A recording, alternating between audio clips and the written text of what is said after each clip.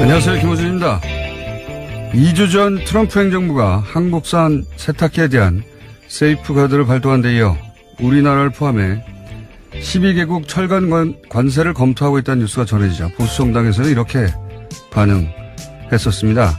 북한만 바라보다 동맹국과 멀어지고 있다. 일본은 빠지고 우리만 포함된 것은 대북 정책 혼선 때문이다. 북한에 끌려다녀서 굳건했던 한미동맹이 흔들리고 있다. 한미동맹과 경제는 불가불능합니다. 트럼프 본인의 입으로 무역은 동맹이 아니라고 말을 했음에도 불구하고 보수정당은 일본은 왜 빠졌겠냐며 경제 보복의 이유는 한미동맹 균열 때문이라고 했었죠. 그런데 지난주 트럼프는 일본을 포함해 전 세계를 상대로 한 철강 관세를 발표했습니다. 트럼프가 전 세계를 상대로 이러는 건 이유가 뭐가 되는 겁니까, 이제? 한반도기 때문에 트럼프가 스웨덴에 복수하는 건가요? 단일팀 때문에 캐나다 알루미늄에 관세를 때리는 겁니까? 북한만 바라보다 동맹국에서 멀어져 이런 일이 벌어졌다고 하는 분들, 그분들이야말로 북한만 바라보다 제정신에서 멀어지고 있다. 김원준 생각이었습니다.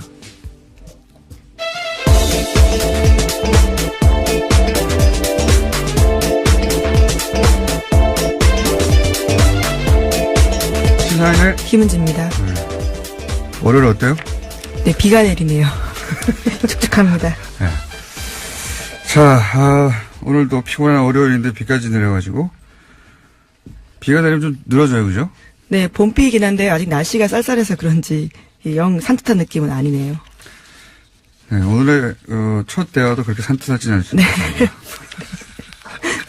자, 트럼프 대통령의 관세 이야기를 오늘 다루긴 할 텐데, 그 관세 뉴스를 보면서 2주 전에, 미국이 왜, 트럼프 행정부가 왜 관세를 부과하느냐에 대해서 보수 정당들이 내놓은 코멘트들이 있어요. 그걸 같이 보시면 대단한 코미디가. 굉장히 민망하네요. 네, 지금 와서 보니까요. 대단한 코미디가 보여집니다. 그때, 동맹이 아니라고 무역에서는 동맹이 아니라고 트럼프 대통령이 했는데 한미동맹과 경제는 따라갈 수 없다. 트럼프 대통령이 말한 것도 부인하는 거예요. 트럼프 대통령한테 할 말이죠, 그거는.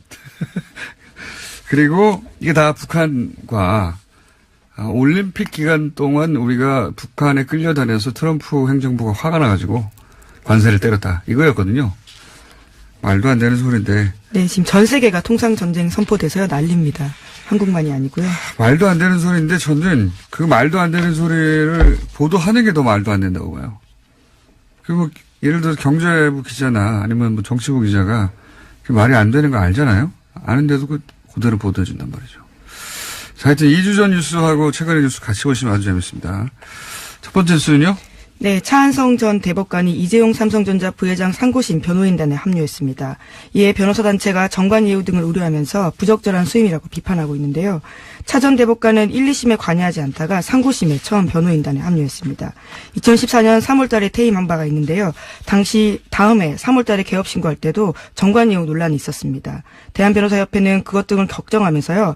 처한 조처였는데 당시에 차 전 대법관은 상당 기간 공익 관련 업무에 전념하겠다면서 개업 신고를 다시 신청했고 한동안은 공익법인 동천 이사장으로 취임해 있었습니다. 이게 이제 대법관이면은 법관으로서 끝까지 간 거죠. 네, 예, 그렇죠. 끝까지 간 것이고 사법부 내에서 이제 가장 실력 있고 존경받는다 이런 의미라서 다른 나라에서는 대법관까지 가고 나면은 법정에 다시 서서 후배 법관들 앞에서 싸워야 되는 거잖아요. 예. 변호사 개업하는 경우가 없어요, 거의. 우리나라뿐만 아니라 법으로 금지하는 게 아니라, 그렇잖아요. 자기가 평생 대법관까지 간 다음에 다시 자신의 후배 법관들 앞에 서가지고 검사하고 법률적으로 다퉈야 되는 거 아닙니까? 네, 또 그리고 본인이 평생 쌓아온 실력과 소위 몸값이라는 것도 공익적 차원에서 발현된 것들이라서요. 사적으로 사용하는 게 맞는지에 대한 비판들이 계속 있었습니다. 법으로 금지하지는 않지만 안 한단 말이죠. 근데 우리는 이제 그러니까 평생 사실상 공무원으로 살다가 돈 벌 찬스가 왔다 이렇게 보는 거죠. 예, 그래서 이런 얘기는 오래전부터 있었고 전관 얘기 나오면서 대법관들이 점점 이렇게 안 하고 있는데 그러니까 이 사안은 전직 대법관의 어떤 전직 대법관 개인의 지갑적 윤리의식 이런 차원에서 다룰 일이 아닌 것 같고 이 경우는 그렇잖아도 막강한 삼성이 그렇잖아도 막강한데 현직에 있는 대법관과 4명이나 겹치는 가장 최근에 사실은 관둔 대법관을 꼭 찍어서 굳이 쓴다는 겁니다. 이거는 삼성뉴스라고 봐야지 전관예우 뉴스라고 보면 안 되는 거죠. 전관예우 뉴스라고 본다면 이런 식으로 전직 대법관들이 주르륵 뭐 그런 사례들이 있다 아니다 이걸 따져야 되는데 그건 이번 뉴스는 그게 아닙니다. 이거는 대법관의 전관예우 뉴스가 아니라 삼성뉴스예요. 삼성이 왜냐하면 이재용 부회장 사건은 굉장히 크고 그렇죠. 예, 쟁점도 많고 그래서 전원 합의체 대법관 전원이 모여서 할 가능성이 대단히 높단 말이죠. 네, 특히 안종범 업무수첩에 대한 증거능력 판단이 갈렸기 때문에요. 대법원 전원합의체가 회부될 가능성이 아주 높습니다. 근데 지금 현재 대법관 중에 이 차한성 대법관과 4명이나 같이 근무한 사람이 만약에 이분이 관둔 지 10년쯤 됐다 대법관 그러면 이런 뉴스 안 나와도 됩니다. 예, 그냥 일반적인 전관예우의 문제지만 이 경우는 삼성뉴스예요. 전관예우가 아니라. 굳이 왜 이분을 쓰겠어요. 예, 명백한 의도가 있는 거죠. 그리고 이분은 굳이 이런 논란이 있는 걸 뻔히 알면서 왜 굳이 수임을 하겠어요. 수임료가 엄청나다는 얘기입니다. 네, 과거에 대법관 출신 변호사가 선임서에 도장 한번 찍어주고 3천만 원 받았다라는 게 파다한 이야기였거든요. 이 경우는 그렇게 도장 한번 찍는 게 아니라 본인의 이름을 걸고 이런 뉴스가 나올 게 뻔한데 하는 거잖아요. 수임료가 엄청나다는 거죠. 네, 그래서 가끔 정관예우란 단어가 적절한지에 대한 생각을 하게 되는데요. 정관 로비 아니냐라고 해서 법조계에서도 그렇게 이름을 부르자라는 지적도 있습니다. 이분이 이렇게까지 이제 언론에 거론이 계속 되는데도 불구하고 끝까지 간다. 사실 법으로 막을 수는 없거든요. 법이 없어요. 그러니까. 직업 선택의 자유를 침해한다라고 계속해서 네. 반박하고 있긴 합니다.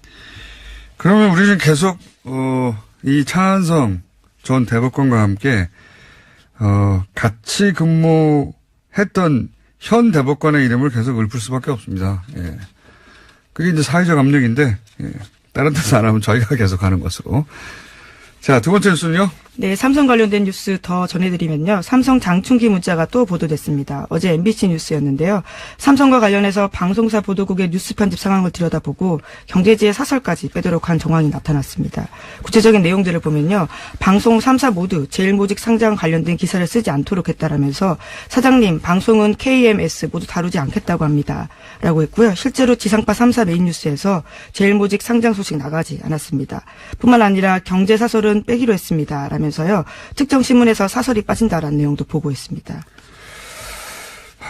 이것은 뭐 장충기 문자 2탄이라고 보면 되겠죠. 장충기 문자 때 언론사들이 삼성의 미전실에 어떻게 충성했는가 그리고 어떻게 기사들을 마사지하거나 뭐 로비를 했는가 하는 뉴스들이었는데 이건 이제 그중에서 언론이 삼성에 의해 어떻게 영향을 받는가 혹은 삼성이 어떻게 언론을 주무르는가에 대한 실제 보도에 영향을 미쳤다라는 점이 가장 포인트인데요. 어제 MBC 뉴스에서도 나왔고 본 내용은 MBC에서 하는 스트레이트라고 하는 거기 주준희 기자가 어색한 헤어스타일로 진행을 하고 있습니다. 같이. 예, 그 헤어스타일을 늘 유지하고 있는 거긴 한데요. 네, 대단히 어색한데. 근데 여기서 보면 그 구체적으로는 에버랜드 제일모직이 에버랜드거든요. 예, 제일모직 상장 뉴스를 다루지 않도록 했다.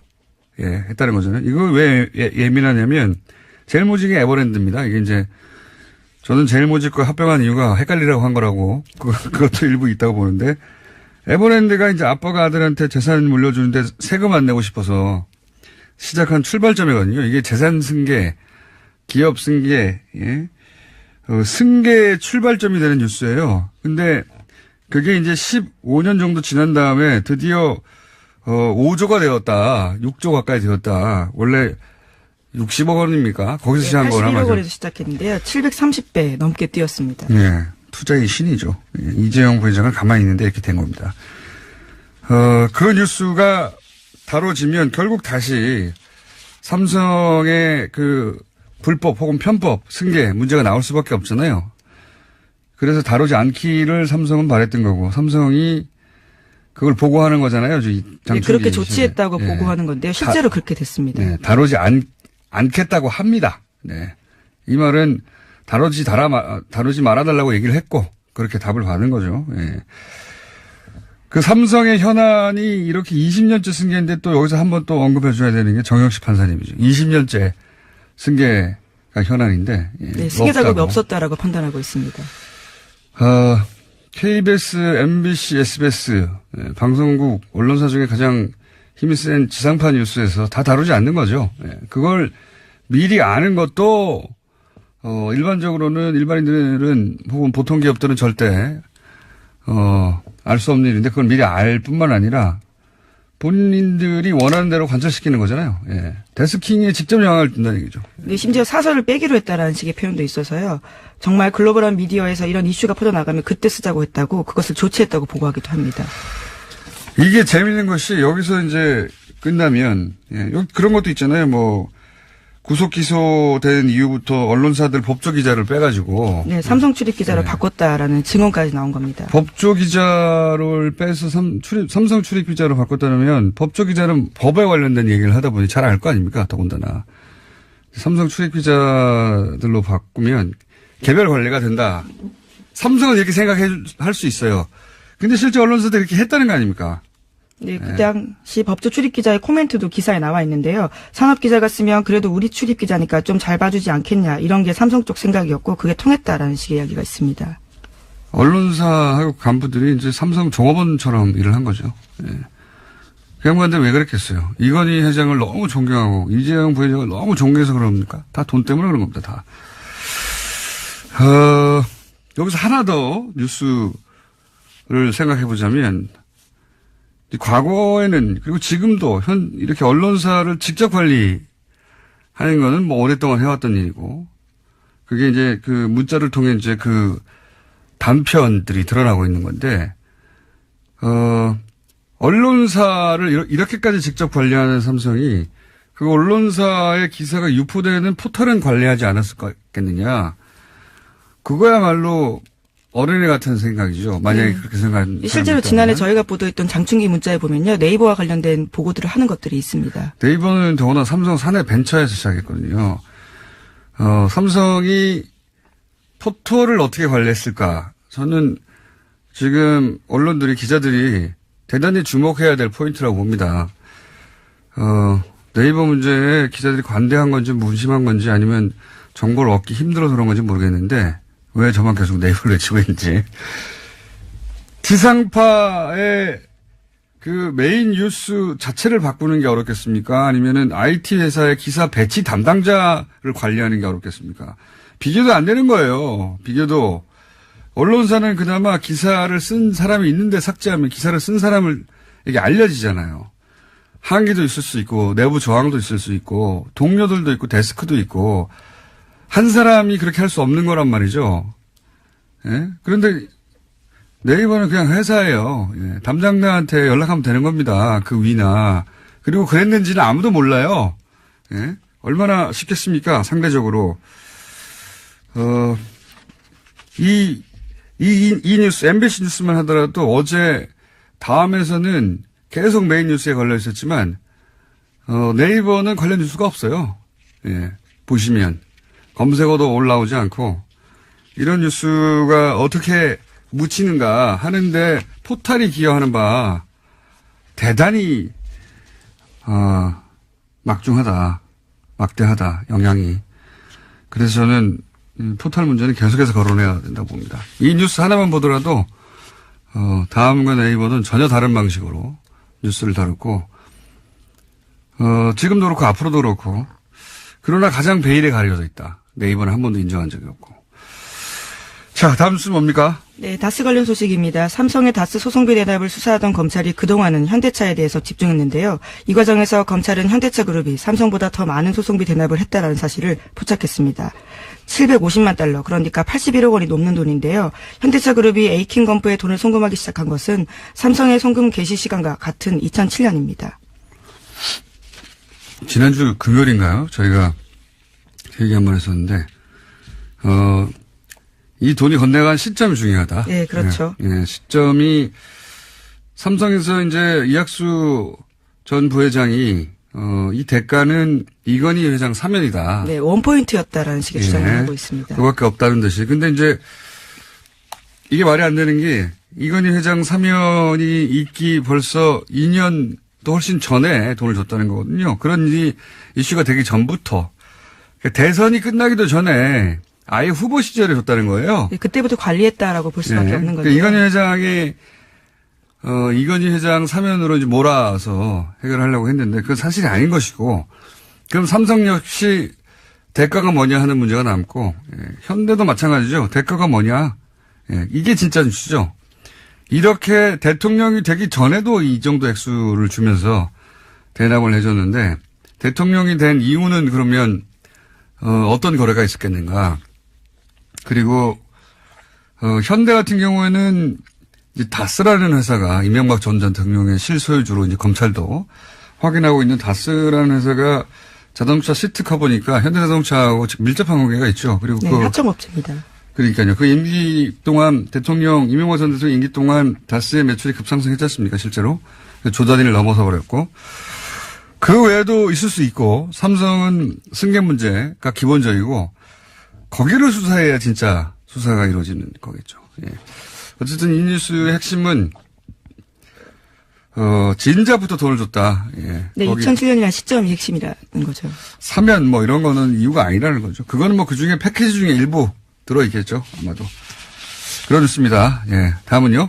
네, 대북 특별사절단이 문재인 대통령 친서를 들고 오늘 북한으로 갑니다. 정의용 안보실장과 서훈 국정원장이 이렇게 투톱으로 구성됐는데요. 장관급 인사를 두 사람으로 포함해서 모두 5명으로 구성됐습니다. 여기에 천혜성 통일부 차관, 김상균 국정원 2차장, 윤건영 청와대 국정상황실장이 동행하게 됩니다. 오늘 오후 특별기를 타고 서해 직항로를 이용해서요. 1박 2일 일정으로 방북합니다. 이 내용은 저희가 잠시 후에 정세현 장관, 전 장관 연결해서 의미를 자세히 짚어보도록 하고요. 관련 뉴스가 트럼프 대통령이 뭐 또다시 김정은과 직접 대화할 수 있다 뭐 이런 얘기도 어디서 했더라고요 보니까. 네, 현지 시간으로 3일인데요. 언론인 단체에서 주최하는 만찬에서 한 이야기입니다. 긍정적인 일들이 벌어지고 있는 것 같다. 우리는 만남을 가지게 될 것이고 어떤 긍정적인 일이 일어나는지 보게 될 것이다. 라는 이야기도 했고요. 또 평화의 파이프 담배를 피워야 한다라는 말도 했는데, 평화의 파이프 담배란 미국 인디언 원주민들이 종교 행사나 의식에서 다부족 협정을 맺는 자리에서 파이프 담배를 돌려가며 피워가는 것들을 가리키는 말이라고 합니다. 요 언론인 단체 행사가 가끔 외신에 나오는데 원래 기본적인 성격 자체가 오프 더 레코드 내지는 가볍게 농담하는 쪽의 그런 성격의 자리예요. 그래서 이게 농담이냐 아니냐 뭐 이런 얘기 하는데, 내용 자체는 사실로 보입니다. 내용 자체는 비꼬거나 아니면은 뭐 비유적으로 말을 한 게 아니라 그냥 그대로 말을 한 거거든요. 연락이 왔는데 있을 수 있다. 네. 다만 자기 자신에 대해서 미치광이라는 표현을 쓰긴 했습니다. 이건 이제 자기를 미치광이라고 부르니까 그러니까 그런 말도 이제 저도 기사를 읽어봤는데, 미치광, 그러니까 나하고 직접 대화하게 되면 이제 미치광이라고 불리는 건 이제 그쪽이 될 거다. 예, 김정은 위원장을 일컫는 말인데요. 이게 이제 자기한테 매드맨이라고 하는 거를 나하고 김정은이 만나면 미친광이라는 말은 김정은한테 갈 거다. 이게 자기 자조적인 농담이 빵 터지는 미국식 이번 건데, 여하간 저는 트럼프 대통령이 그 엄청난 자기의 덕분에 역설적으로 평화회담을 맺고 북 문제를 해결할 수도 있다. 노벨 평화상 받으려고 이 얘기를 계속 주장하고 있습니다. 그럴 가능성도 있어요. 지금 보면 오로지 자기만 중요하잖아요. 모든 결정이 자기만을 위해서 내리는 거기 때문에. 네, 청와대 백악관 참모진도 전혀 모르는 상태에서 갑자기 발표를 하기도 합니다. 특히 관세 관련된 부분이 그랬었는데요. 그러니까요. 관세 관련해서도 좀 오늘 짚어볼 텐데, 관세 관련해서는 그 백악관 내에서도 반대하는 사람이 엄청나고, 이 발표되는 순간에도 백악관 내에 그 핵심 관련 당사자가 몰랐다는 거 아닙니까? 네, 게리콘 국가경제위원장인데요. 그 직전까지만 하더라도 기자들한테 그렇게 가지 않을 거다라는 시그널을 줬는데 트럼프 대통령이 완전히 다른 이야기를 한 겁니다. 보통 이 미국은 워낙 큰 나라고 기본적으로 대통령의 결정이라고 앞으로 내세워지는 것도 복합적인 검토 끝에 그 소위 이제 어느 나라는 그렇긴 하지만 시스템적으로 결정하는 거거든요. 그런 다음에 대통령으로 입으로 말하는 건데, 트럼프 대통령은 시스템이 어떻게 돌아가든 상관없이 본인이 하고 싶은 대로 하기 때문에, 저는 그래서, 만약에 북미 회담이 자기한테 유리하다는 생각만 하기만 하면, 할 수도 있다. 트럼프 대통령의 심기를 우리가 계속 관리해 줘야 된다. 문재인 대통령 자주 전화하고, 그리고 올림픽도 다 트럼프 대통령 덕분이다 이런 얘기를 하잖아요. 뭐 트럼프 대통령 덕분입니까? 아무 상관도 없는데 그렇게 말하는 심기 관리가 매우 필요한 것 같다. 예. 현재 그 심기 관리는 잘 되고 있는 것 같고요. 그거하고 또 상관없는 것이 자기가 또 선거에서 이기려면 관세 막 때리잖아요. 전 세계를 그렇죠. 상대로. 예. 전 세계를 상대로 관세를 때려서 얻게 되는 미국 내 회사들의 불이익도 있죠. 당연히. 지금 거기에 대한 우려가 굉장히 높아지고 있습니다. 왜냐하면 이제 미국 내에 있는 철강 회사들이야 수입되는 철강이 비싸고 자기들이 싸니까 유리하지만 철강이 철강으로 끝나는 게 아니잖아요. 그렇죠. 예, 철강으로 뭐 자동차를 만든다고 하면 그 부품 업체들은 당연히 힘들 거 아닙니까? 예, 당장 증시도 하락했다라고 합니다. 철강 관련 기업들 주식만 오르고 나머지는 하락했다는 거잖아요. 예, 신경 안 쓴다. 왜냐하면 본인의 지지자들이 그쪽 동네에 있기 때문에, 예, 소위 러스트벨트라고 하는. 자, 그런 뉴스 쭉 나왔고요. 김관진 뉴스 정도 하나 하고 끝내죠. 예. 네, 김관진 전 국방부 장관이 미국 연수 시절에 카지노에 골프 접대까지 받았다라고요. 기무사가 파악했다고 어제 KBS가 보도했습니다. 그러니까 지금까지 나온 사실은 체제비뿐만이 아니라 고급 골프장 이용, 요트 낚시, 그리고 남미 여행까지도요. 모두 스폰을 받아서 이용했다라고 합니다.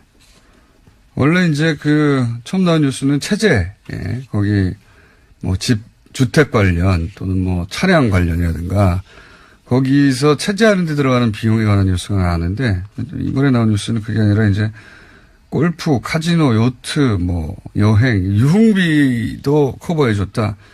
이런 비용은 얼마나 될지 가늠할 수 없는 거죠. 지금 이 앞에 거는 체제비는 뭐 집세라든가 이런 걸 통해서 계산이 나오는데 뭐 차량 렌트비라든가 이거는 여기서 예를 들어서 카지노에 가서 예, 돈을 따게 해주고 그 돈을 가지게 한다든가 뭐 이런 식의 뭡니까 뇌물도 많이 쓰거든요. 수법을 얼마가 더 가는지는 모르죠. 현금으로 여기서 어쨌든 유흥비 새로운 이건 추가 뉴스입니다. 추가 뉴스. 오늘이나 내일 아마 영장실질심사가 있겠죠. 그럼 또 이정열 판사님이 나오시겠네요. 저 오늘 여기까지 하겠습니다. 시사인의 김은지였습니다. 감사합니다.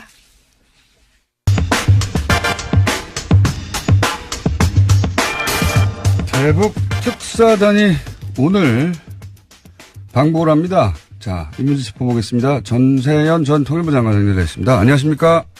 예, 안녕하세요. 예. 네. 아침에는 더 까칠하시는 것 같아요, 항상. 아니, 이 목소리가 아직 좀 트이질 않아서 그래요. 자, 지금 정의용 청와대 국가안보실장 그리고 서훈 국가정보원장 이렇게 투톱으로 이제 북한을 가는데 우선 왜 서훈 국정원장인가?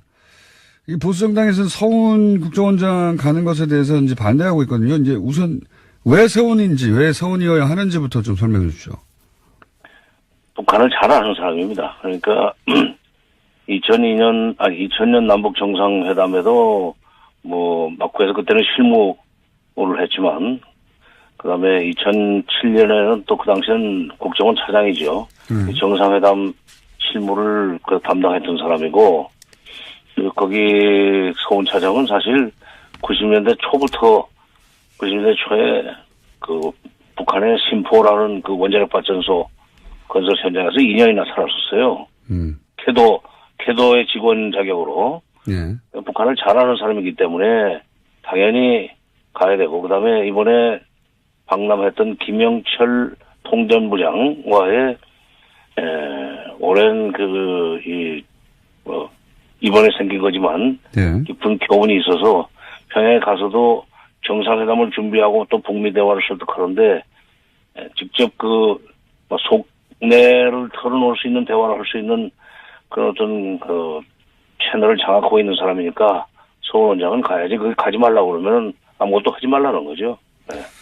결국 남북 정상회담으로 가기 위해서 이제 가는 건데 네. 그 준비로 가는 거예요. 그 서훈 원장이 북한에서 몇 년 살았다고요? 캐도 때? 2년. 북한에서 직접 살고. 90, 그때 그게, 96년인가 98년인가. 그때, 심포에 가서 2년 동안 있다 왔었어요. 북한식 사고방식, 북한식 화법에 굉장히 익숙한 분이군요, 그럼 말하자면. 그렇죠. 통일부에도 있는데, 그런 사람은. 그런데 이제, 연조가 더 오래됐죠. 서훈 원장이. 알겠습니다. 그렇다면 이제 정의용 실장은 북한에 익숙한 분이 아니죠? 거기는 잘 모를 거예요. 평양도 한 번 안 가봤을 겁니다. 예. 그렇군요. 예. 이분은 그럼 의미가 어떻게 이해해야 됩니까? 이분의. 지난번에 문 대통령이 김여정 특사가 왔을 때 예. 저쪽에서 정상회담 제의를 하지 않았습니까? 평양 오라는 얘기는 정상회담 하자는 얘기인데 이건 여건을 만들어서 성사시켜 나가자 하는 얘기를 한 걸 이제 다 아시잖아요. 보도가 됐으니까. 예. 근데 여건을 맺는다는 얘기는 남북이 간에 남북 정상회담을 하려면은 비핵화 문제가 어느 정도 논의가 시작이 돼야 된다는 얘기예요. 근데 비핵화의 핵심은 미국과 북한입니다. 예. 예. 몸통이에요. 그 북한과 미국이. 그러니까 북미 대화를 먼저 시작을 해야만 남북 정상회담으로 건너갈 수 있다는 그런 판단 때문에 북미 대화를 설득하기 위해서 그것이 1차적인 그 관문이니까 북미 대화를 설득하고 끌어내기 위해서는 미국과 그동안에 얘기를 많이 해왔던 국가안보실장, 청와대 국가안보실장이 가서 직접 김정은 위원장한테 미국의 여러 가지 정책, 그다음에 그 속내 이런 것까지도 얘기를 해줘야 김정은 위원장의 정책이라고 할까 입장을 바꿀 수 있을 거 아니겠어요? 그런 의미에서 김정은 설득을 위한 미국 통이 위해서 미국 통이 직접 가는 거죠. 그렇군요. 그러니까 이제 북한 통 한 사람, 미국 통 한 사람 이렇게 동시에 가가지고 북한과 대화의 어떤 그 채널은 서훈 원장이 담당하지만 또 북한의 이야기를 직접 미국에 전달할 사람이 거기 가서 직접 들어는 게 좋으니까 같이 간 거군요, 말하자면. 그렇죠. 그래서 이제 북미 대화로 시작해서 남북 정상회담으로 건너가자는 그런 구도가 그 인적 구성에서 드러나죠. 그러니까 정의용 안보실장은 미국 통이고, 그다음에 대북 통이 이제 서훈 국정원장, 그다음에 전혜성 통일부 차관, 그리고 또 김상균 국정원 2차장 이 세 사람은 대북 통이니까 앞으로의 남북 관계 개선이나 어떤 정상회담까지의 여러 가지 이 과정을 어떤 식으로 로드맵을 짤 것인지 그것도 좀 협의를 하러 가는 걸로 저 이해를 합니다. 지금 그러면 대북 특사단 간 다음에 곧바로 이어질 일은 아마도 미국 쪽에 우리 중에 이 특사단 중에 누군가 가거나 혹은 뭐 하여튼 긴밀한 접촉이 이루어지겠군요. 그 다음 스텝은 그럼 미국하고의 대화겠군요. 그렇죠. 그러니까 일정이 그렇게 돼 있잖아요. 다녀와서 그 수일 내 곧바로 그날 가는 건 아니지만 수일 내 바로 미국으로 간다. 정의용 안보실장과 서훈 국정원장이 미국으로 가서 기본적으로 맥마스터 국가안보보좌관을 만나고 또는 폼페오 CIA 국장을 만나겠지만 그 이상의 급도 가능하다는 얘기가 이미 나왔지 않았습니까? 그거는 미국 그 트럼프 대통령과 직접 만나서 방북 결과를 설명할 수 있도록 지금 일정을 짜고 있다는 얘기입니다. 그러니까 그게 바로 그거가 평양서 와가지고 대통령 보고하고 바로 트럼프 대통령 만나러 간다는 얘기는 북미 대화가 첫 단추라는 얘기예요. 이게 대북 특사단이 아니라 대북미 셔틀 특사단 이렇게 봐야 되겠네, 근데. 그죠? 그렇죠. 정확한 표현이에요. 네. 역시 공장장님이 그 표현을 잘하신다. 네. 이게 왔다 갔다 하는 게 대북 특사단으로 표현하는 자체가 매우 이제 성격 전체를 표현하지 못하고 있네요. 그러니까. 네. 그렇게 이해하면 되겠군요. 근데 이제 이렇게 1박 2일밖에 안 가는 이유는 뭘까? 이렇게 짧아가지고 되겠나 싶은 생각이 드는데. 근데 이제 지난번 김여정 특사도 2박 3일. 네. 그 다음에 김영철 통전부장, 당 부위원장이 나오지만 기본적으로 통전부장이기 때문에 통전부장도 2박 3일 여기 체류를 했는데 예. 그러면서 많은 얘기를 했죠. 그러니까 북쪽 얘기는 사실 우리가 많이 들었습니다. 또 우리 얘기도 많이 해줬을 거고 그걸 가지고 그동안에 그 사람들 다녀가고 난 뒤에 안보실장이 맥마스터하고 속 깊은 얘기를 했을 거예요. 네. 그걸 다시 북한한테 통보를 해줬을 겁니다, 아마.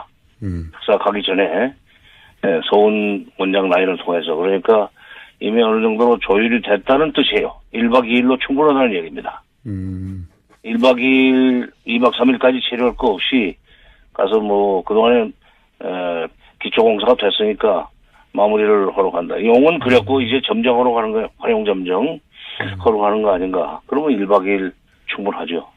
그러니까 이제 얘기는 다 들었는데 전해서 들었는데 형식적으로나 상징적으로나 김정은 이게 직접 듣고 미국으로 간다. 이런 요건을 갖추기 위한 거군요. 그렇죠. 그러니까 김영철 위원장이 지난번에 와서 네. 말은 별로 안 했을 거예요. 그러나 김정은 위원장을 직접 만나서 한번 말씀을 들어보는 게 좋겠습니다 하는 그런 사인은 주고 갔으리라고 저는 생각을 합니다. 그러니까 그 정도라면 1박 2일로 충분하죠. 그렇군요. 이 굉장히 중요한 특사단이네요, 지금. 이 특사단이 어떻게 하느냐, 어떤 메시지를 들고 미국에 가느냐. 그러니까 사실상 북한에서 나올 메시지는 이미 거의 알고 가는 셈이고, 여기서 이제 미국에 가서 미국의 반응이 어떠냐에 따라서는, 북미 대화, 그리고 더 나아가서 남북 정상회담까지 일사천리로 달려갈 수도 있겠군요. 그렇죠. 그러니까 이게 지금 이번 일이 잘 안 되면은 작년 상황으로 돌아가는 겁니다.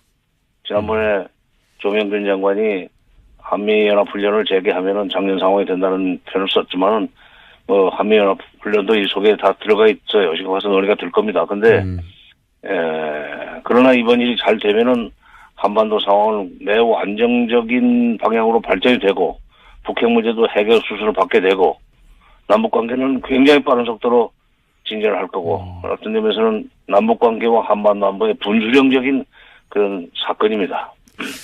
과거 이제 김대중 전 대통령, 노무현 전 대통령 남북 정상회담 때도 미국이 오케이를 해서 진행된 거 아니겠습니까? 그때도. 미국의 오케이라기보다는 미국에 통보를 해주고 미국의 협조 이걸 받았다고 봐야죠. 과거에 제 경우로 봐도 미국 사람들이 그 남북 관계에 대해서 굉장히 알고 싶어해요. 궁금해합니다. 그렇죠. 그러니까 명색이 동맹인데 그 정도는 알려줘야죠. 그러니까 그거는 오케이나 허락을 받았다는 표현보다는 미국과 여러 가지 정세 판단을 공유했다. 이런 정도로 표현을 합시다. 이거 자존심이 있는데 오케이 받았다고 그러세요. 알겠습니다.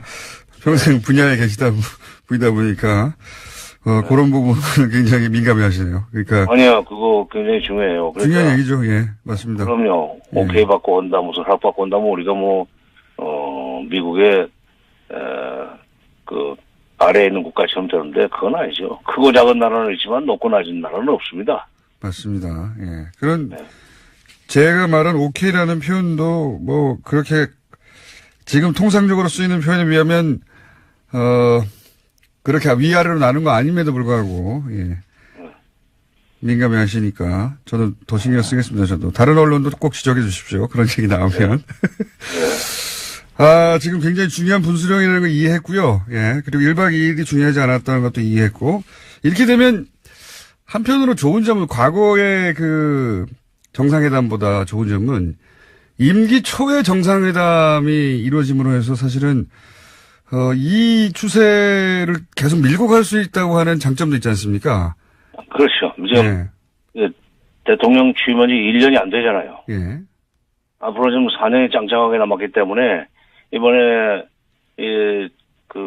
전기를 만들어 가지고 그 추세를 밀고 나가면은 남북 관계가 굉장히 안정적으로 발전이 될 뿐만 아니라 물론 비핵화 프로세스는 시작이 되겠지만 미북 대화를 통해서 이렇게 되면 국민들이 그만큼 안보 불안감 없이 편하게 살 수 있는 거예요. 이게 무슨 북한의 또 퍼주기냐 이런 소리 나오면 안 됩니다.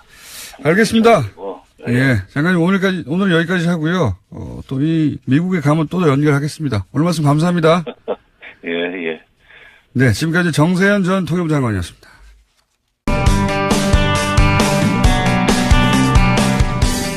자, 미국 트럼프 정부의 철강 관세 전 세계가 난리죠. 예. 트럼프 정부는 왜 이러는 걸까? 트럼프 행정부라기보다는 트럼프가 왜 이러는 걸까? 예. 김지윤 아산정책연구원 김지윤 박사님 스튜디오에 나와주시기로 했는데 지각해가지고 전화 연결합니다. 안녕하십니까? 안녕하세요. 네, 오다가 중간에 포기하셨군요. 네, 지금 이촌호 어디 근처쯤에 지금 자리 잡았어요. 그렇군요. 자, 이게 이제 관세 폭탄에 대해서 미국 내에서도 이제 말들이 많은데, 네. 이 이유는 뭡니까? 박사님. 관세를 물리는 이유요? 네. 글쎄요, 이게 이제 사실 처음부터도 뭐 관세를 물린다, 안 물린다 얘기는 계속 있었는데, 약간은 갑작스러운 감도 있고요. 네. 뭐 여러 가지로 지금 제대로 풀리는 게 없거든요, 트럼프 대통령이. 특히 예. 지금 가시적으로 보여줄 수 있는 게 이제 나프타 같은 경우. 네. 혹은 이제 뭐 우리나라와의 자유무역 협정 이런 게 있는데, 지금 나프타가 쉽게 끝날 거라고 생각을 했는데, 예상 외로 멕시코가 상당히 결연하게 나오고 있고, 그래서 원하는 대로 지금 가지 못하고 있어요. 그러니까 뭔가 좀 보여줄 게 또 필요했고, 그 백악관 내에서의 어떤 뭐 권력 다이나믹스도 조금 달라지고, 그래서 여러 가지가 좀. 복합적이겠죠. 예. 그러니까 우선 뭐 언론은 대부분 이 중간선거 얘기를 하고 있는데, 물론 중간선거는 뭐 당연한 것 같고요. 중간선거 용이라는 것은 그 러스트벨트에 있는 소위 백인 노동자층, 특히 남성들을 향해서 이런 관세 폭탄을 때린 거는 그렇게 연결하면 이해 가는데 그것만은 아니지 않겠는가. 방금 이제 백악관 내부의 권력 다툼이 만들어낸 일일 수도 있다. 한편에서는 그게 전부는 아니라 하더라도 중간선거 이외의 분석을 저희가 좀 듣고 싶어서 연결한 거거든요. 왜냐면 이게 중간선거를 생각을 한다고 하더라도 이 러스트벨트가 사실 청상이라는 게 우리가 무슨 뭐 마트 가서 이렇게 철강 사와서 쓰는 게 아니잖아요. 그렇죠. 이게 이제 다른 산업의 원자재로 쓰이기 때문에 자동차 산업에는 안 좋단 말이죠. 이렇게 되면 자동차 산업도 있고 건설 산업도 있고 그래서 사실은 이걸로 인해서 뭐 이득을 볼 수 있는 철강 산업에 속해 있는 노동자 수가 뭐 한 16만 명 정도 된다면 이걸로 인해서 파생돼 갖고 오히려 손해를 보는 노동자들, 뭐 자동차라든지 건설이라든지 이런 데 속해 있는 노동자 수는 600만 명이 넘는단 말이에요. 그러니까 그렇게 계산했을 때 이 이치가 맞지가 않고 백악관 내에서의 이제 약간 권력에서 좀 싸움이 있었다라는 거는 지금 이 철강 산업이라든지 여러 가지 관세를 물리는 것에 반대를 하는 사람이 지금 현재 국가경제위원회 위원장인 게리 콘이라고 있고요. 그리고 이제 찬성을 이제 줄기차게 해왔던 사람이 티처 나바로 국가무역위원회 위원장이죠. 트럼프 행정부 들어서 새로 만들어진 그 기구고, 그리고 이제 윌버로스 상무장관이 있고, 요렇게 이제 좀 약간 경쟁을 하고 있었는데, 게리콘 국가경제위원장이 이번에 이제 진 거다. 그래서 뭐 사의를 표명할 거다. 뭐 이런 얘기가 지금 돌고 있는 상황이죠. 그러니까 백악관 내부의 권력 다툼의 관점에서 보자면 그렇다. 예. 그렇죠. 예. 근데 윌버로스 상무장관 같은 경우는 옛날에 2000년도에 이 사람이 원래 이제 투자은행가 출신이고 그리고 M&A라고 이제 기업 합병 이런 걸 전문적으로 했던 사람인데 2000년도에 철강 그룹을 하나 만들어요. 그래서 2002년도에 부시 대통령이 세이프가드를 줬죠. 철강에 대해서 30% 관세를 물리는. 그래서 떼돈을 벌었어요. 그렇기 때문에 약간 그거에 대한 좀 좋은 메모리가 있지 않나. 네, 좀 가고, 예. 본인의 개인 히스토리하고 연결돼 있을 수도 있겠네요. 그리고 그렇죠. 예. 그때 맺었던 철강 쪽 사람들과의 연결도 있을 수 있어요. 그렇죠. 예. 철강 쪽 사람들이 철강업체는 철강업체만 생각하니까요. 예. 그렇죠. 예. 예. 그 관점에서 이 사람한테 접근해서 철강 산업이 이기에 좀 살아보려고 그것도 영향이 있을 수 있겠네요. 예. 그리고 또 이런 분석도 있습니다. 관세 폭탄이 이제 부시 행정부가 십몇 년 전입니까? 예.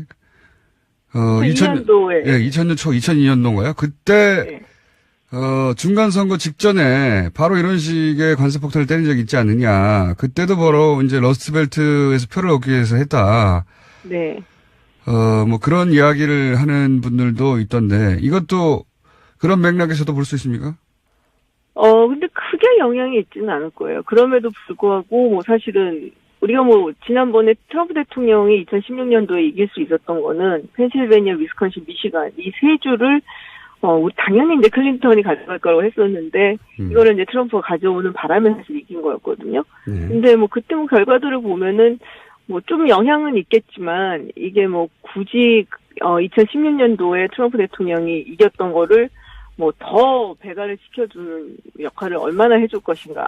그 부분에 대해서는 좀 의심이 있고, 그리고 뭐 아시다시피 미시간 같은 경우는 자동차 산업이 이제 있는 총알 지역인데, 그냥 어느 정도 좀 상쇄하는 역할을 해줬을까, 뭐 이런 부분도 생각을 해야 되기 때문에, 근데 내세우기는 좋죠. 내가 특히 이제 중국 얘기를 많이 하고 있는데, 뭐 이런 이제 외국 기업들, 철강 기업들의 관세를 매김으로써 자국의 산업을 보호한다. 뭐 이런 심벌 같은 상징적인 뭐 그런 의미는 할 수가 있죠. 트럼프 대통령은 워낙 그런 상징 하나에 꽂히면 그대로 가는 편이라 이게 이제 US 스틸, 미국의 상징 네. 그렇게 계속 상징 실제 구체적으로 들어가서 이게 산업에 미치는 영향보다는 그런 상징으로 장사하는 게 아닌가 지금. 그렇죠. 근데 부시 대통령 같은 경우도 2002년 3월에 이제 셀프가드 조치를 발동을 시키고 2003년 12월인가 철회를 했어요. 원래 2005년까지 가야 되는 거였는데 그 당시에 뭐 한 30만 개 뭐 일자리를 잃었다도 굉장히 좀 비판이 있었고 결국은 실패했었죠. 그러니까 그치만 선거는 이겼잖아요. 부시도. 그때는 근데 이제 또 여러 가지 다른 이유가 있죠. 2004년 같은 경우는 그 당시에 전쟁을 수행을 하고 있었고, 근데 2004년도에도 부시가 미시간이나 위스콘신 이런 데는 이기지 못했어요. 그렇군요. 얘는 복잡하긴 하지만 선거용인데 구체적으로 들어가면 잃을 표가 있을 텐데. 네. 하지만 선거용인 건 분명하고 상징적인 의미에서 프로파간다죠. 네. 동시에 내부적으로도 상당한 알력이 있었던 것도 사실이고. 그리고 요새 이제 트럼프 대통령 보면은 조금 자기 사람들 위주로 다시 돌아가는 느낌이 좀 들어요. 자기 사람들 위주라는 건 무슨 의미입니까? 자기 가족이라든지. 그리고 원래 자기가 캠프를 이제 시작하고 그랬을 때 피터 나바로 같은 경우는 이제 처음부터 뛰었던 사람이고 굉장히 이제 트럼프 대통령의 보호무역주의를 이제 뒷받침을 했던 인물이고. 게리 콘 같은 경우는 월스트리트에 굉장히 신망이 있는 사람이거든요. 그래서 게리 콘이 만약에 그만두게 된다면은 그러면은 이제 주식시장이 한번 출렁거릴 수 있다라는 이야기가 나올 정도로 그래서 요새 좀 힘드니까 여러 가지로 심리적으로도 힘들고 그러니까 원래 이제 자기 이제 주 코어 멤버로 돌아가는 그런 느낌이 좀 들어요. 대선 후보 때 뛰었던 핵심 멤버들 다른 사람들 믿을 수가 없다. 그리고 중간선거도 있으니까 다시 대선 모드로 돌아가는 것 같다. 그런 말씀이시군요. 네. 그래서 그런지 최근 뉴스 중에 보면 왜 참모들이 대통령 가족, 이방카나 사위를 견제하는 듯한 뉴스 많이 나오잖아요? 그렇죠? 지금 거의 싸우고 있죠. 이방카랑 사위 이제 쿠시너하고 지금 켈리 비서실장하고 굉장히 격돌을 했다. 그래서 켈리 비서실장이 언제 나갈지 모른다라는 이야기도 좀 돌고 있고, 글쎄 여러 가지로 좀 불안하죠. 이 기회에 대통령의 직계 가족들을 이 백악관 의사결정 라인에서 제거하고 싶어 하는 핵심 참모들이 있다. 이렇게 이해도 되겠네요. 그렇죠. 그게 이제 대표적인 인물이, 켈리 비서실장이라고 할 수가 있죠. 비서실장이 이기냐 아니면 사위가 혹은 딸이 이기냐 이런 정도의 문제입니까? 거의? 지금 뉴스 그래도 가족이 이기지 않을까요? 그리고 이제 마지막 질문은 이 총기 사고는 중간선거에 영향을 미칠까요? 어느 정도로 커지고 있나요? 영향이 없지는 않을 텐데요. 크게 있을 거라고 생각은 안 들고요. 시간이 많이 남았기 때문에. 네, 시간이 좀 있고, 그리고 원래 중간선거라면 대통령 선거가 없기 때문에 그 지역별로 이루어지는 거거든요. 그렇기 때문에 사실은 어떤 인물이 그 지역구에 나오느냐가 더 중요한 거라서 또 뭐 예를 들어 텍사스가 전반적으로 공화당이라 하더라도 거기서 또 이제 다른 이제 지역마다 조금 선거구마다 다른 일들이 있을 수가 있어요. 그래서 이렇게 내셔널 어젠다라고 하죠. 국가적인 의제로 사실 가는 경우보다는 조금은 이제 지역적인 의제로 가는 경향이 좀 더 커요. 영향은 있겠지만은 중간선거에서는 국가적인 아젠다로 발생할 것이냐 발전할 것이냐 그 부분은 좀 더 지켜봐야 될 것 같아요. 알겠습니다. 스튜디오에 안 나오셔가지고 예. 죄송합니다. 약간 심심하게 진행됐습니다. 다음에 꼭 스튜디오에 뵙겠습니다. 감사합니다. 네, 감사합니다. 김지훈 박사였습니다. 안녕하세요. 김호준입니다. 2주 전 트럼프 행정부가 한국산 세탁기에 대한 세이프가드를 발동한 데 이어 우리나라를 포함해 12개국 철강 관세를 검토하고 있다는 뉴스가 전해지자 보수 정당에서는 이렇게 반응했었습니다.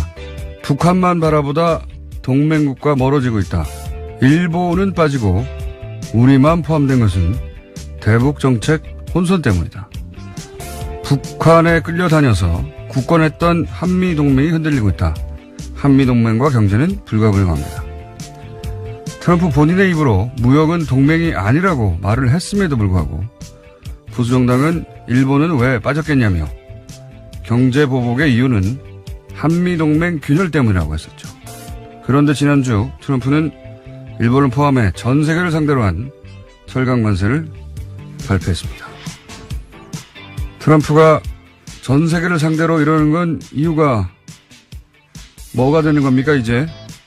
한반도기 때문에 트럼프가 스웨덴에 복수하는 건가요? 단일팀 때문에 캐나다 알루미늄에 관세를 때리는 겁니까? 북한만 바라보다 동맹국에서 멀어져 이런 일이 벌어졌다고 하는 분들, 그분들이야말로 북한만 바라보다 제정신에서 멀어지고 있다. 김원준 생각이었습니다.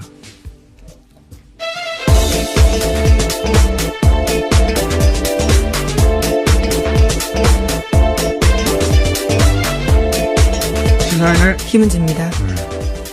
월요일 어때요? 네, 비가 내리네요. 축축합니다. 네. 자, 오늘도 피곤한 월요일인데 비까지 내려가지고 비가 내리면 좀 늘어져요, 그죠? 네, 봄비이긴 한데 아직 날씨가 쌀쌀해서 그런지 영 산뜻한 느낌은 아니네요. 네, 오늘의 첫 대화도 그렇게 산뜻하진 않습니다. 네. 자, 트럼프 대통령의 관세 이야기를 오늘 다루긴 할 텐데 그 관세 뉴스를 보면서 2주 전에 미국이 왜 트럼프 행정부가 왜 관세를 부과하느냐에 대해서 보수 정당들이 내놓은 코멘트들이 있어요. 그걸 같이 보시면 대단한 코미디가 굉장히 민망하네요. 네. 지금 와서 보니까요. 대단한 코미디가 보여집니다. 그때 동맹이 아니라고 무역에서는 동맹이 아니라고 트럼프 대통령이 했는데 한미 동맹과 경제는 따라갈 수 없다. 트럼프 대통령이 말한 것도 부인하는 거예요. 트럼프 대통령한테 할 말이죠, 그거는. 그리고 이게 다 북한과 올림픽 기간 동안 우리가 북한에 끌려다녀서 트럼프 행정부가 화가 나가지고 관세를 때렸다. 이거였거든요. 말도 안 되는 소리인데. 네, 지금 전 세계가 통상전쟁 선포돼서요. 난립니다. 한국만이 아니고요. 말도 안 되는 소리인데 저는 그 말도 안 되는 소리를 보도하는 게 더 말도 안 된다고 봐요. 그리고 예를 들어서 경제부 기자나 아니면 뭐 정치부 기자가 그 말이 안 되는 거 알잖아요. 아는데도 그대로 보도해준단 말이죠. 자, 하여튼 2주 전 뉴스하고 최근의 뉴스 같이 보시면 아주 재밌습니다. 첫 번째 뉴스는요? 네, 차한성 전 대법관이 이재용 삼성전자 부회장 상고심 변호인단에 합류했습니다. 이에 변호사 단체가 정관 예우 등을 우려하면서 부적절한 수임이라고 비판하고 있는데요. 차 전 대법관은 1, 2심에 관여하지 않다가 상고심에 처음 변호인단에 합류했습니다.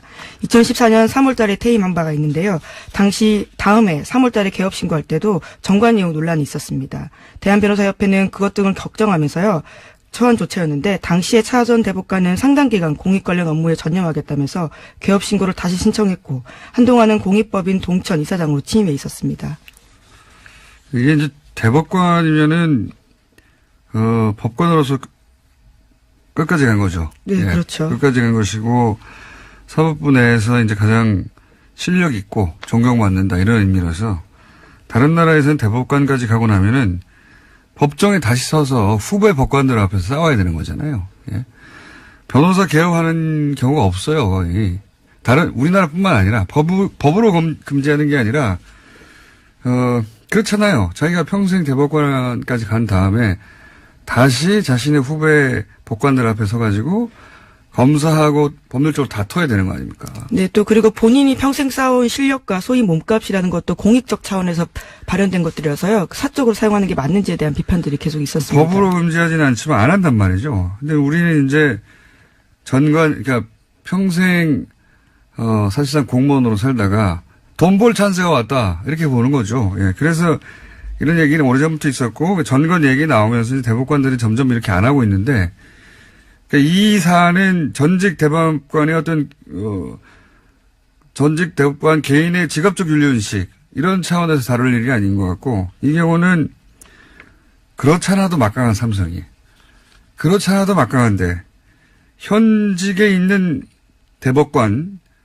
4명이나 겹치는 가장 최근에 사실은 관둔 대법관을 꼭 찍어서 굳이 쓴다는 겁니다. 이거는 삼성뉴스라고 봐야지 전관예우 뉴스라고 보면 안 되는 거죠. 전관예우 뉴스라고 본다면 이런 식으로 전직 대법관들이 주르륵 뭐 그런 사례들이 있다 아니다 이걸 따져야 되는데 그건 이번 뉴스는 그게 아닙니다. 이거는 대법관의 전관예우 뉴스가 아니라 삼성뉴스예요. 삼성이 왜냐하면 이재용 부회장 사건은 굉장히 크고 그렇죠. 예, 쟁점도 많고 그래서 전원 합의체 대법관 전원이 모여서 할 가능성이 대단히 높단 말이죠. 네, 특히 안종범 업무수첩에 대한 증거 능력 판단이 갈렸기 때문에요. 대법원 전원 합의체가 회부될 가능성이 아주 높습니다. 근데 지금 현재 대법관 중에 이 차한성 대법관과 4명이나 같이 근무한 사람이 만약에 이분이 관둔 지 10년쯤 됐다 대법관 그러면 이런 뉴스 안 나와도 됩니다. 예, 그냥 일반적인 전관예우의 문제지만 이 경우는 삼성뉴스예요. 전관예우가 아니라. 굳이 왜 이분을 쓰겠어요. 예, 명백한 의도가 있는 거죠. 그리고 이분은 굳이 이런 논란이 있는 걸 뻔히 알면서 왜 굳이 수임을 하겠어요. 수임료가 엄청나다는 얘기입니다. 네, 과거에 대법관 출신 변호사가 선임서에 도장 한번 찍어주고 3천만 원 받았다라는 게 파다한 이야기였거든요. 이 경우는 그렇게 도장 한번 찍는 게 아니라 본인의 이름을 걸고 이런 뉴스가 나올 게 뻔한데 하는 거잖아요. 수임료가 엄청나다는 거죠. 네, 그래서 가끔 정관예우라는 단어가 적절한지에 대한 생각을 하게 되는데요. 정관 로비 아니냐라고 해서 법조계에서도 그렇게 이름을 부르자라는 지적도 있습니다. 이분이 이렇게까지 이제 언론에 거론이 계속 되는데도 불구하고 끝까지 간다. 사실 법으로 막을 수는 없거든요. 법이 없어요. 그러니까 직업 선택의 자유를 침해한다라고 계속해서 반박하고 있긴 합니다.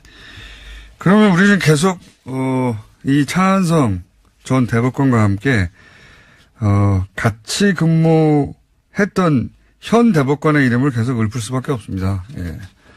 그게 이제 사회적 압력인데 다른 데서 안 하면 저희가 계속 하는 것으로. 자, 두 번째 뉴스는요. 네, 삼성 관련된 뉴스 더 전해드리면요. 삼성 장충기 문자가 또 보도됐습니다. 어제 MBC 뉴스였는데요. 삼성과 관련해서 방송사 보도국의 뉴스 편집 상황을 들여다보고 경제지의 사설까지 빼도록 한 정황이 나타났습니다. 구체적인 내용들을 보면요. 방송 3사 모두 제일모직 상장 관련된 기사를 쓰지 않도록 했다라면서 사장님, 방송은 KMS 모두 다루지 않겠다고 합니다. 라고 했고요. 실제로 지상파 3사 메인 뉴스에서 제일모직 상장 소식 나가지 않았습니다. 뿐만 아니라 경제사설은 빼기로 했습니다. 라면서요. 특정 신문에서 사설이 빠진다라는 내용도 보고했습니다. 이것은 뭐 장충기 문자 2탄이라고 보면 되겠죠. 장충기 문자 때 언론사들이 삼성의 미전실에 어떻게 충성했는가 그리고 어떻게 기사들을 마사지하거나 뭐 로비를 했는가 하는 뉴스들이었는데 이건 이제 그중에서 언론이 삼성에 의해 어떻게 영향을 받는가 혹은 삼성이 어떻게 언론을 주무르는가에 대한 실제 보도에 영향을 미쳤다라는 점이 가장 포인트인데요. 어제 MBC 뉴스에서도 나왔고 본 내용은 MBC에서 하는 스트레이트라고 하는 거기 주준희 기자가 어색한 헤어스타일로 진행을 하고 있습니다. 같이. 예, 그 헤어스타일을 늘 유지하고 있는 거긴 한데요. 네, 대단히 어색한데. 근데 여기서 보면 그 구체적으로는 에버랜드 제일모직이 에버랜드거든요. 예, 제일모직 상장 뉴스를 다루지 않도록 했다. 예, 했다는 거잖아요. 이거 왜 예민하냐면 제일모직이 에버랜드입니다. 이게 이제 저는 제일모직과 합병한 이유가 헷갈리라고 한 거라고 그것도 일부 있다고 보는데 에버랜드가 이제 아빠가 아들한테 재산 물려주는데 세금 안 내고 싶어서 시작한 출발점이거든요. 이게 재산 승계, 기업 승계, 예. 승계의 출발점이 되는 뉴스예요. 근데 그게 이제 15년 정도 지난 다음에 드디어 5조가 되었다. 6조 가까이 되었다. 원래 60억 원입니까? 거기서 시작한 거란 말이죠. 81억 원에서 시작했는데요. 730배 넘게 뛰었습니다. 네. 투자의 신이죠. 이재용 부회장은 가만히 있는데 이렇게 된 겁니다. 그 뉴스가 다뤄지면 결국 다시 삼성의 그 불법 혹은 편법 승계 문제가 나올 수밖에 없잖아요. 그래서 다루지 않기를 삼성은 바랬던 거고 삼성이 그걸 보고하는 거잖아요. 네, 그렇게 조치했다고 네. 보고하는 건데요. 실제로 그렇게 됐습니다. 네, 다루지 않겠다고 합니다. 네.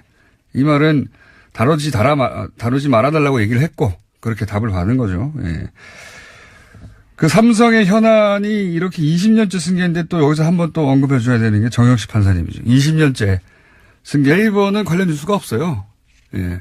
보시면 검색어도 올라오지 않고 이런 뉴스가 어떻게 묻히는가 하는데 포탈이 기여하는 바 대단히 막중하다. 막대하다. 영향이. 그래서 저는 포탈 문제는 계속해서 거론해야 된다고 봅니다. 이 뉴스 하나만 보더라도 다음과 네이버는 전혀 다른 방식으로 뉴스를 다뤘고 지금도 그렇고 앞으로도 그렇고 그러나 가장 베일에 가려져 있다. 네이버는 한 번도 인정한 적이 없고. 자, 다음 뉴스 뭡니까? 네, 다스 관련 소식입니다. 삼성의 다스 소송비 대납을 수사하던 검찰이 그동안은 현대차에 대해서 집중했는데요. 이 과정에서 검찰은 현대차 그룹이 삼성보다 더 많은 소송비 대납을 했다라는 사실을 포착했습니다. 750만 달러, 그러니까 81억 원이 넘는 돈인데요. 현대차 그룹이 에이킹 건프에 돈을 송금하기 시작한 것은 삼성의 송금 개시 시간과 같은 2007년입니다.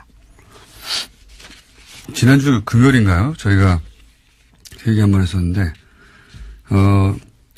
이 돈이 건네간 시점이 중요하다. 네, 그렇죠. 네, 시점이 삼성에서 이제 이학수 전 부회장이 이 대가는 이건희 회장 사면이다. 네, 원포인트였다라는 식의 주장을 하고 있습니다. 그거밖에 없다는 듯이. 근데 이제 이게 말이 안 되는 게 이건희 회장 사면이 있기 벌써 2년 또 훨씬 전에 돈을 줬다는 거거든요. 그런 이슈가 되기 전부터 대선이 끝나기도 전에 아예 후보 시절에 줬다는 거예요. 네, 그때부터 관리했다라고 볼 수밖에 없는 거죠. 이건희 회장이 이건희 회장 사면으로 이제 몰아서 해결하려고 했는데 그건 사실이 아닌 것이고, 그럼 삼성 역시 대가가 뭐냐 하는 문제가 남고, 현대도 마찬가지죠. 대가가 뭐냐. 이게 진짜 뉴스죠. 이렇게 대통령이 되기 전에도 이 정도 액수를 주면서 대납을 해줬는데, 대통령이 된 이유는 그러면 어떤 거래가 있었겠는가. 그리고 현대 같은 경우에는 이제 다스라는 회사가 이명박 전 대통령의 실소유주로 이제 검찰도 확인하고 있는 다스라는 회사가 자동차 시트카 보니까 현대자동차하고 밀접한 관계가 있죠. 그리고 네, 합성업체입니다.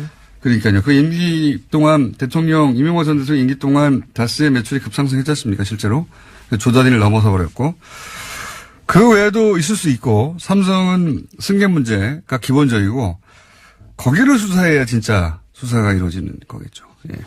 어쨌든 이 뉴스의 핵심은 진짜부터 돈을 줬다. 예. 네, 2007년이라는 시점이 핵심이라는 거죠. 사면 뭐 이런 거는 이유가 아니라는 거죠. 그거는 뭐 그중에 패키지 중에 일부 들어있겠죠. 아마도. 그런 뉴스입니다. 예. 다음은요. 네, 대북 특별사절단이 문재인 대통령 친서를 들고 오늘 북한으로 갑니다. 정의용 안보실장과 서훈 국정원장이 이렇게 투톱으로 구성됐는데요. 장관급 인사를 두 사람으로 포함해서 모두 5명으로 구성됐습니다. 여기에 천혜성 통일부 차관, 김상균 국정원 2차장, 윤건영 청와대 국정상황실장이 동행하게 됩니다. 오늘 오후 특별기를 타고 서해 직항로를 이용해서요. 1박 2일 일정으로 방북합니다. 이 내용은 저희가 잠시 후에 정세현 장관, 전 장관 연결해서 의미를 자세히 짚어보도록 하고요. 관료가 현안인데. 예, 네, 승계 작업이 없었다라고 판단하고 있습니다.